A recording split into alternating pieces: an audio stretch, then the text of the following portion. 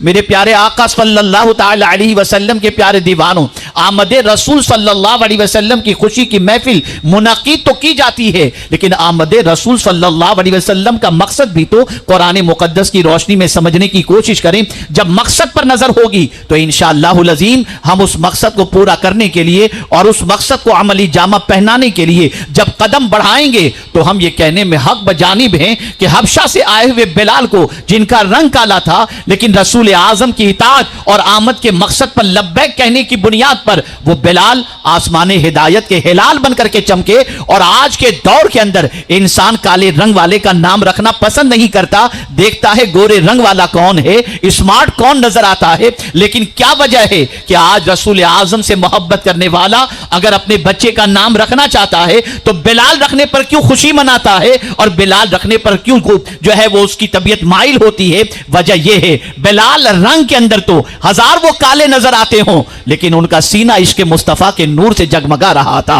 اے رسول اعظم صلی اللہ علیہ وسلم کے دیوانوں، آئیے میں آپ کو سمجھاتا ہوا چلوں، میلاد مصطفیٰ کی محفل ضرور منعقد کرنا چاہیے، آمد رسول صلی اللہ علیہ وسلم کی خوشی میں کمکمے ضرور لگانے چاہیے، جھنڈے ضرور لگانے چاہیے، لیکن حضور کو اللہ نے کیوں بھیجا اس مقصد کو کبھی فراموش نہیں کرنا چاہیے، اس مقصد کو کبھی دل و دماغ سے اوجھل نہیں کرنا چاہیے۔ آپ ذرا مجھے بتائیں، قرآن کی ایک آیت نہیں درجنوں آیتوں کے اندر اللہ عز و جل نے ذات رسالت مآب صلی اللہ علیہ وسلم کی بعثت کے مقصد کو بھی بیان فرمایا، اور حدیث کے اندر تو خود حضور نے اپنی بعثت کے مقصد کو بیان کیا کہ اللہ نے مجھے کیوں مبعوث فرمایا ہے۔ آپ مجھے بتاؤ میرے پیارے آقا صلی اللہ علیہ وسلم کے پیارے دیوانوں، قرآن کہتا ہے وَمَا أَرْسَلْنَا مِن رَّسُولٍ إِلَّا لِيُطَاعَ بِإِذْنِ اللَّهِ، ہم نے رسولوں کو نہیں بھیجا مگر اس لیے کہ اللہ کے حکم سے ان کی اطاعت کی جائے، فرما برداری کی جائے۔ قرآن کہتا ہے جو رسول کہیں اسے مانو، جو رسول دیں اسے لے لو، جس سے منع کریں اس سے بچ جاؤ۔ لیکن ہمارا حال یہ ہے جن چیزوں کو رسول اعظم نے دیا ہم نے اسے چھوڑ دیا، اور جن چیزوں سے بچنے کا حکم دیا آج کا مسلمان اسے سینے سے لگائے ہوئے اس کو عملی جامہ پہناتا ہوا نظر آ رہا ہے۔ مجھے بتائیے میرے پیارے آقا صلی اللہ علیہ وسلم کے پیارے دیوانوں، تھوڑا سا سمجھانے کی کوشش کروں گا، شاید آپ کی سمجھ میں اچھی طریقے سے بات آ جائے۔ یقیناً محبت رسول بہت بڑا سرمایہ ہے، عشق رسالت مآب صلی اللہ علیہ وسلم بہت بڑی دولت ہے، رسول اعظم کی ذات بہت بڑی نعمت ہیں، اور آقا کریم صلی اللہ علیہ وسلم کی یاد کی محفلیں منعقد کرنا بہت بڑی سعادت کی بات ہے۔ لیکن آئیے میں آپ کے ضمیر کو تھوڑا سا جگانے کی کوشش کروں، مجھے بتائیے رسول اعظم صرف ہمارے رسول بن کر تو تشریف نہیں لائے بلکہ سرکار صلی اللہ علیہ وسلم چرند کے بھی رسول، پرند کے بھی رسول، شجر کے بھی رسول، حجر کے بھی رسول۔ خود حضور صلی اللہ علیہ وسلم فرماتے ہیں ارسلت الی الخلق کافہ، اللہ اکبر، پروردگار جل جلالہ نے حضور صلی اللہ علیہ وسلم کو سب کے لیے رسول بنا کر کے بھیجا۔ خود حضور فرماتے ہیں انی رسول اللہ الیکم جمیعا۔ اب یہاں میں آپ سے پوچھنا چاہتا ہوں، زمین کے بھی اللہ کے رسول رسول ہیں، آسمان کے بھی رسول ہیں، چاند کے بھی رسول ہیں، سورج کے بھی رسول ہیں، اور میں پوری ذمہ داری کے ساتھ عرض کرتا ہوں سوائے جن اور انس کے کائنات کی کوئی چیز ایسی نہیں ملے گی جو حضور کی اطاعت نہ کرتی ہو۔ ساری مخلوق، جانور بھی حضور کی اطاعت کرتا ہے، پرند بھی حضور کی اطاعت، درخت بھی حضور کی اطاعت، پتھر بھی حضور کی اطاعت، دریا بھی حضور کی اطاعت، سورج بھی حضور کی اطاعت، چاند بھی حضور کی اطاعت، سب کے رسول بن کر کے آئے لیکن سب حضور صلی اللہ علیہ وسلم کی اطاعت کرتے نظر آتے ہیں۔ اس کو تھوڑا سا سمجھاؤں، اگر سیرت مصطفیٰ صلی اللہ علیہ وسلم کا مطالعہ کیا جائے تو آپ اس نتیجے پر پہنچیں گے حضور صلی اللہ علیہ وسلم زمین کے لیے نہیں روئے، حضور صلی اللہ علیہ وسلم آسمان کے لیے نہیں روئے، حضور صلی اللہ علیہ وسلم درخت کے لیے نہیں روئے، حضور صلی اللہ علیہ وسلم چاند کے لیے نہیں روئے، حضور صلی اللہ علیہ وسلم سورج کے لیے نہیں روئے، حضور صلی اللہ علیہ وسلم پتھر کے لیے نہیں روئے۔ لیکن کتنے تعجب کی بات ہے، جن کے لیے نہیں روئے وہ تو حضور کی اطاعت کرتے ہیں، اور جن کے لیے حضور اتنا روئے کہ اعلیٰ حضرت کہتے ہیں اللہ اکبر، اللہ کیا جہنم اب بھی نہ سرد ہوگا، رو رو کے مصطفیٰ نے دریا بہا دیے ہیں۔ جس امتی کے لیے حضور پوری رات روتے رہے آج وہ امتی हुजूर की फरमा बरदारी नहीं कर रहा, हुजूर की इताअत नहीं कर रहा। दरख्त के लिए नहीं रोए, लेकिन दरख्त को इशारा कर दे तो इशारा समझकर, हुक्म जानकर दरख्त अपनी जड़ों से निकलकर हुजूर की खिदमत में हाजिर हो जाए। चांद हजार खूबसूरत होने के बावजूद इशारे मुस्तफा पर अपना सीना शक करता हुआ नजर आता है। सूरज अपनी पूरी रोशनी को कायनात में हजार बिखेरता हो और अल्लाह के हुक्म पर अमल करते हुए भले वो गुरूब हो जाए, लेकिन सरकार सल्लल्लाहु अलैहि वसल्लम के इशारों को समझकर ये डूबा हुआ सूरज भी पलट आकर ये बताता है कि मैं हुजूर की इताअत के लिए हूं, इसलिए कि हुजूर सिर्फ तुम्हारे ही रसूल नहीं, हमारे भी रसूल हैं। ऐ मुसलमानों, मैं तुमसे पूछना चाहता हूं, कितने ताज्जुब की बात है, हुजूर दरख्त के लिए नहीं रोए, वो हुजूर की इताअत कर रहा है। हुजूर पत्थर के लिए नहीं रोए, वो हुजूर की इताअत कर रहा है। लेकिन जिस उम्मत के लिए हुजूर रात रात भर रोते रहे, जिस उम्मत के लिए पैगंबर आजम तकलीफों को बर्दाश्त करके अल्लाह अज़्ज़ व जल्ल की बारगाह से मिलने वाली एक अजीम दुआ को आखिरत तक के लिए मौकूफ कर दें कि ये दुआ मैं आखिरत में करूंगा ताकि कसरत से मेरी उम्मत जन्नत के अंदर चली जाए। लेकिन अफसोस की बात है, एक थोड़ा सा आपके दिल पर ज़र्ब लगाते हुए मैं अर्ज़ करूं, कितने ताज्जुब की बात है, बीवी रोए तो आप पिघल जाते हैं, उसकी बात मानने को तैयार हो जाते हैं। माँ रोए तो माँ के आंसू देख नहीं सकते, बच्चा रोए चोरी करके भी उसकी ख्वाहिश को पूरी करने का जज्बा पैदा होता है। आप जरा सोचो, हर एक के रोने पर हमारा दिल पिघल जाता है। कितना दिल सख्त हो चुका कि हुजूर के रोने का कोई ख्याल नहीं, हुजूर के आंसू बहाने का कोई ख्याल नहीं। क्या कभी हमने ये सोचा कि जिस रसूल आजम ने पूरी पूरी रात हमारे लिए रो रो कर बारगाहे समदीयत में दुआएं की हैं, हम उस रसूल की नाफरमानी नहीं करेंगे, हम उस रसूल की इताअत करेंगे, हम उस रसूल का दिल नहीं दुखाएंगे, हम उस रसूल की मोहब्बत के चिराग को दिल में जलाने के साथ साथ उस रसूल की बारगाह में इताअत करके इताअत का नजराना पेश करेंगे? नहीं नहीं मुसलमानों, याद रखो, जब से ये कौम आकाए करीम सल्लल्लाहु अलैहि वसल्लम की इताअत से रूगर्दानी कर गई, अल्लाह की रहमत रूठ गई। आप कहेंगे मौलाना अल्लाह की रहमत हमसे रूठ गई। मैं आपसे कहना चाहूंगा, जो ये चाहता हो कि अल्लाह की रहमत उस पर छमाछम बरसती रहे, तो मैं अपनी तरफ से नहीं, कुरान की रोशनी में कहता हूं। मेरे रब ने वाज़ेह तौर पर फरमा दिया, अतीउल्लाह व अतीउर रसूल लअल्लकुम तुरहमून। अल्लाह की इताअत करो, अल्लाह की बात मानो,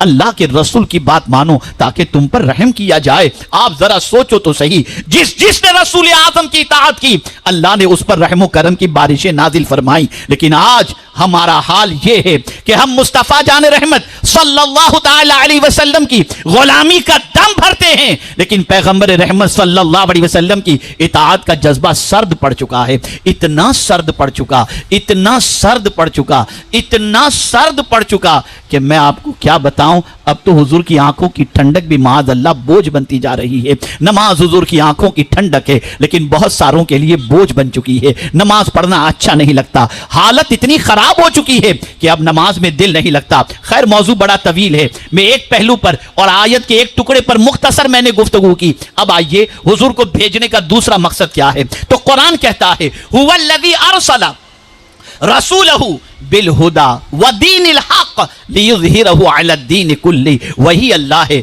जिसने अपनी अजमत वाले रसूल को हिदायत और दीन हक के साथ भेजा ताकि सारे अदियान पर दीन को गालिब कर दें। आप जरा सोचो तो सही, मुस्तफ़ा जान रहमत सल्लल्लाहु अलैहि वसल्लम हमारे लिए इस्लाम, हमारे लिए अल्लाह की इताअत, हमारे लिए अमन का पैगाम, हमारे वजूद को एक अमन का वजूद बनाने के लिए हुजूर तशरीफ लाए और अल्लाह अज़्ज़ व जल्ल ने भटकते हुए इंसानों को, बिगड़ते हुए इंसानों को सीधे रास्ते पर ले जाने के लिए अल्लाह ने दीन हक के साथ और रसूल आजम को हिदायत के साथ इस फर्श गीती पर भेजा। आप जानते हैं मुस्तफ़ा जान रहमत सल्लल्लाहु अलैहि वसल्लम की पैरवी से हिदायत मिलती है। कुरान कहता है, इत्तबिऊहु लअल्लकुम तहतदून, उनकी पैरवी करो। अल्लाह अल्लाह, ऐ मेरे प्यारे आका सल्लल्लाहु अलैहि वसल्लम के प्यारे दीवानों, आप मुझे बताओ, पैगंबर आजम सल्लल्लाहु अलैहि वसल्लम के रास्ते पर चलने पर, उनकी पैरवी करने पर, उनके इत्तिबा करने पर अल्लाह ताला हिदायत अता फरमाता है।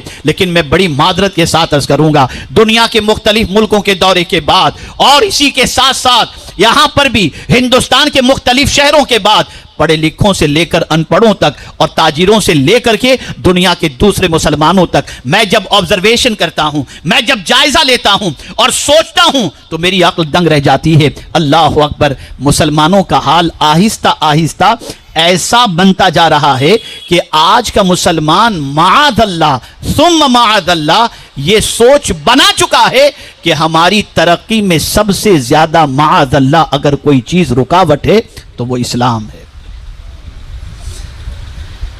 ہم اگر بیکورڈ ہیں معاذ اللہ اس لیے کہ ہم مسلمان ہیں، ہم جہالت کی وادیوں میں بھٹک رہے ہیں اس لیے کہ ہم مسلمان ہیں، یہ سوچ بنتی جا رہی ہے۔ اور یہ جملہ بارہا معاشرے میں کہا جاتا ہے کہ مسلمان کو مسلمان ہونے کی سزا دی جاتی ہے۔ میں آپ کو ایک بات واضح طور پر کہہ دوں، اسلام پریشانیاں بڑھانے کے لیے نہیں، پریشانیاں مٹانے کے لیے آیا ہے۔ اور مغربی دنیا کا جائزہ لیجئے، آج کا مسلمان یہ کہہ رہا ہے اسلام ہماری پریشانی کا سبب ہے، اور مغربی دنیا یہ کہہ رہی ہے اسلام ہماری پریشانی کا علاج ہے۔ سوچ بدل چکی ہے۔ یہ ہم کیوں کہہ رہے ہیں؟ اس لیے کہ ہم پکے مسلمان نہیں بنے، ہم سچے مسلمان نہیں بنے۔ خواجہ صاحب بھی تو مسلمان تھے، غوث پاک بھی تو مسلمان تھے، بندہ نواز بھی تو مسلمان تھے، مخدوم سمنا بھی تو مسلمان تھے۔ جاؤ ان کے دربار میں جا کر کے دیکھو، ہر مذہب والا کاسے گدائی لے کر بھیک مانگتا ہوا نظر آتا ہے۔ وجہ کیا ہے؟ وجہ سب سے بڑی یہ ہے وہ قولی مسلمان نہیں تھے، وہ حقیقی مسلمان تھے۔ ہم عمل نہ کر کے سارا جرم اسلام کے اوپر، ساری بات، سارا الزام اسلام پر نہیں۔ آپ ذرا سوچو، اے رسول اعظم صلی اللہ تعالی علیہ وسلم کے دیوانوں، اگر دنیا کے اندر اپنے وجود کو ایک باوقار وجود بنانا ہے تو مصطفیٰ جان رحمت صلی اللہ علیہ وسلم کی محبت کے ساتھ ساتھ ان کی اطاعت اپنے لیے لازم کر لو۔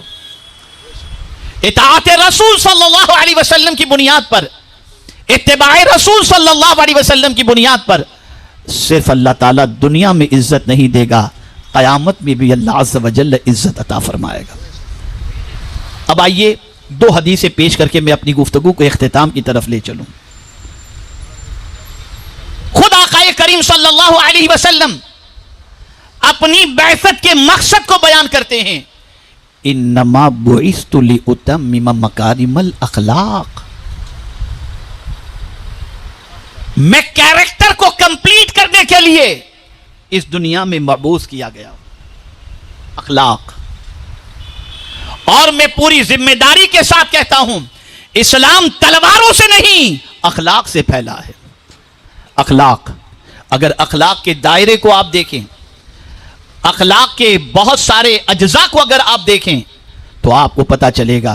دیکھیے ایک بات عرض کرتا ہوں، سرکار صلی اللہ علیہ وسلم نے بحیثیت نبی اپنا انٹروڈکشن، اپنا تعارف، اپنی پہچان 40 سال کی عمر کے بعد کرایا۔